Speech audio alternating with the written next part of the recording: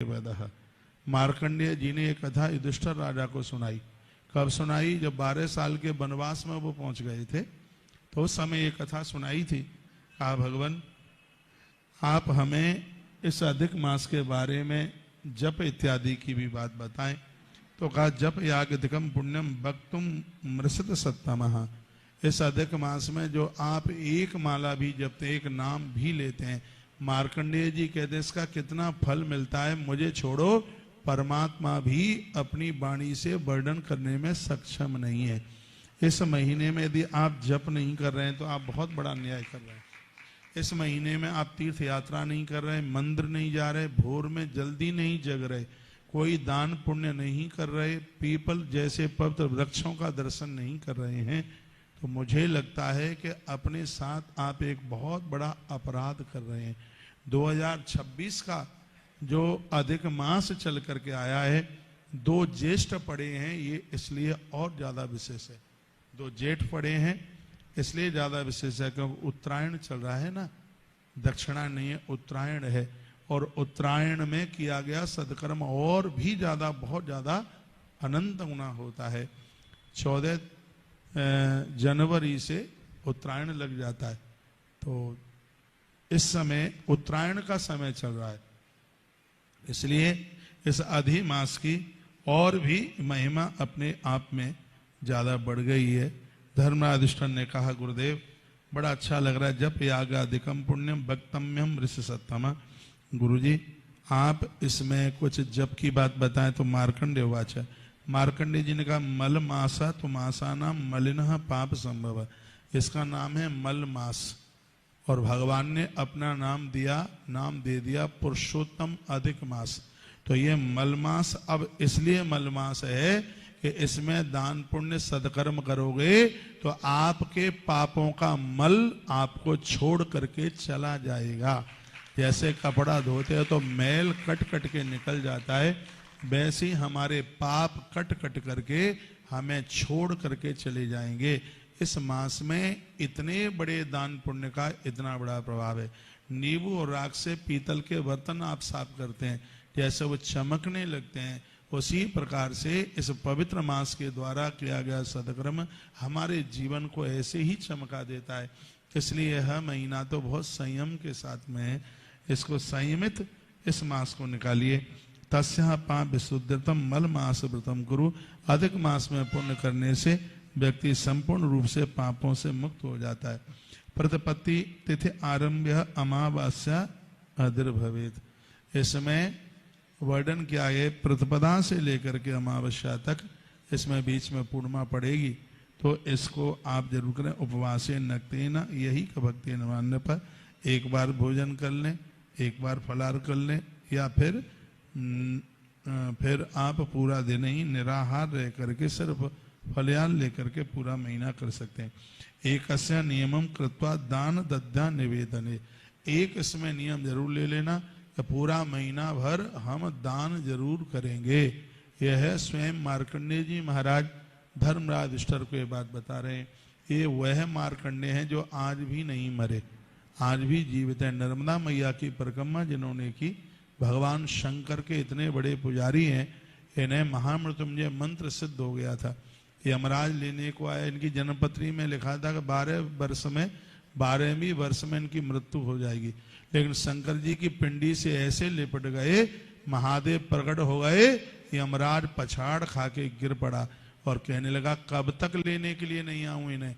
तो भगवान महादेव ने कहा, जब तक ये मरना ना चाहे तब तक इन्हें लेने के लिए मत आना।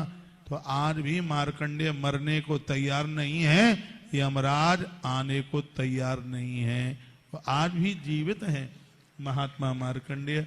समझ में आ रहा है कि ताली ऐसे ही बजा रहे हैं? आपकी संख्या बड़ी काफी हो गई है। और एक बात और सुन लें, मैं आपको क्यों बैठाई हूं यहाँ।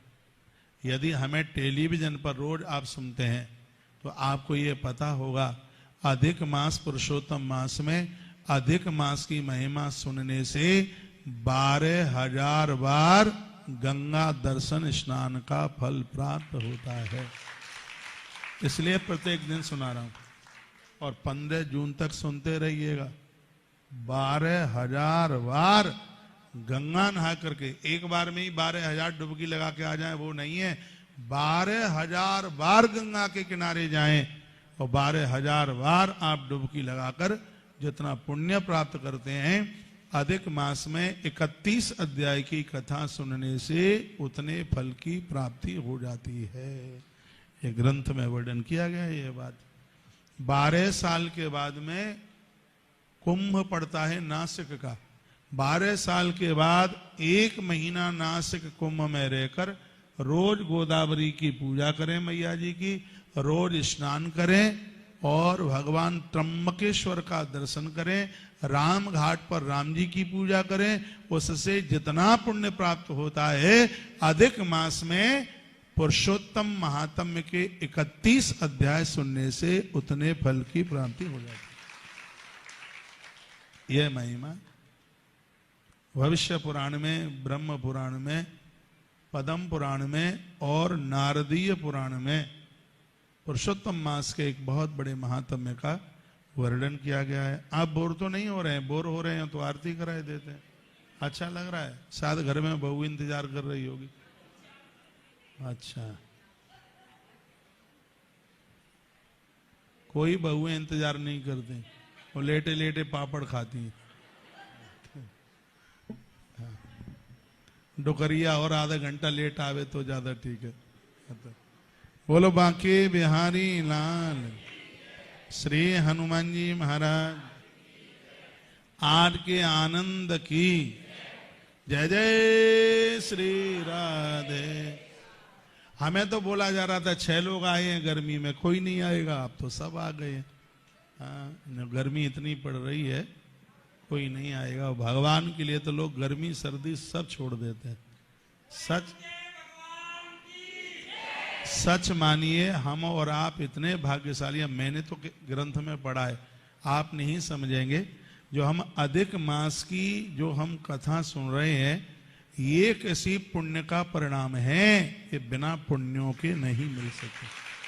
नहीं तो विवेक विहार क्षेत्र बहुत बड़ा है, बहुत लोग तो आ रहे थे, रास्ते से लौट गए, फोन आ गया, जगह नहीं मिली और कोई काम लग गया, वापस चले गए। मैसेज में पढ़ लिया था हमने, इसमें लिखा था ऐसा जरूरी काम लग गया है।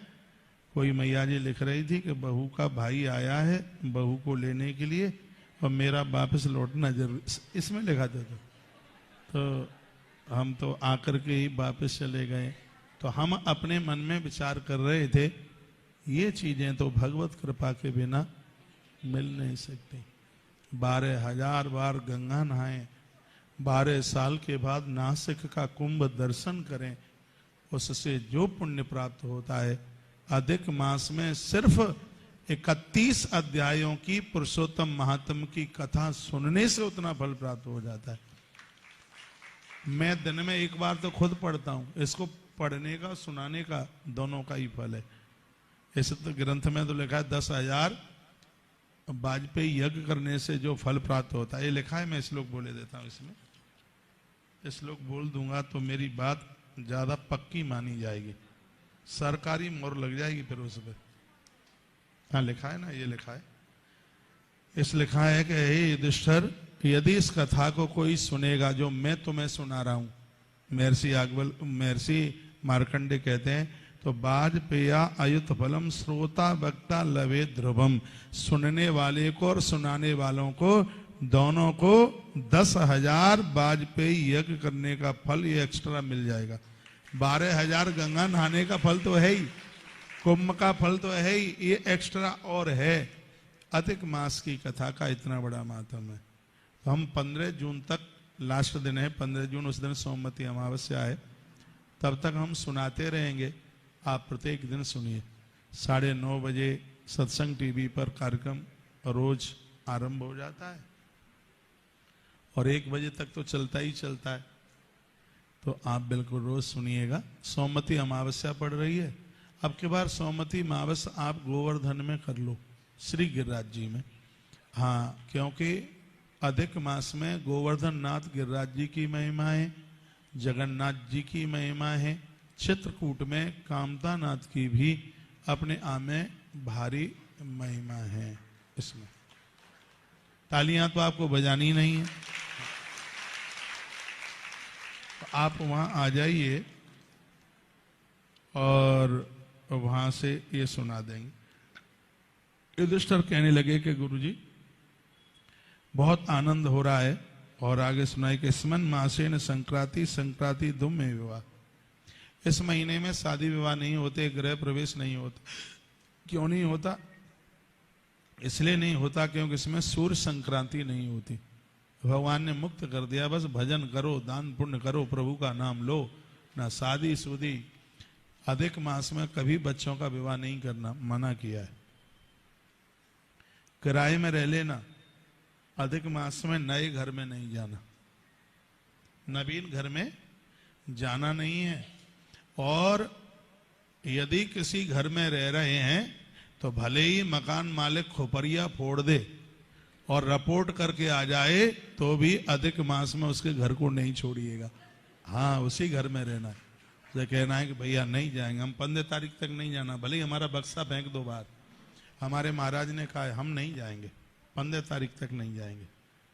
ये अधिक मास में के बड़े महात्म्य का वर्णन महात्मा श्री मार्कंडेय जी करते हैं। उत्तरे देव कार्याणि पितृ कार्याणि दक्षिणे, कहते हैं कि उत्तरायण में देव कार्य और दक्षिणायन में पितृ कार्य बहुत ज्यादा प्रभावी होता है।